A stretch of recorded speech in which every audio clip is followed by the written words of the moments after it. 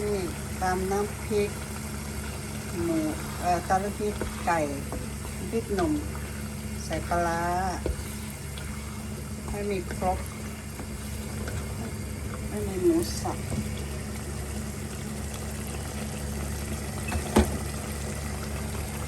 ไก่สับใส่พริก3 เม็ดพริกหนุ่มใส่ปลาร้าใส่ไก่ซอยไม่มีมีดใหญ่สำหรับที่จะสับมันต้องซอยมันอย่างเดียวพริกรอให้น้ำแห้ง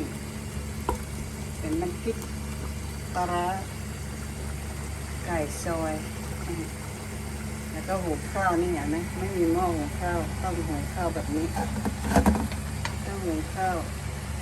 ที่ออสเตรเลียนะเราไม่มีหม้อหุงข้าว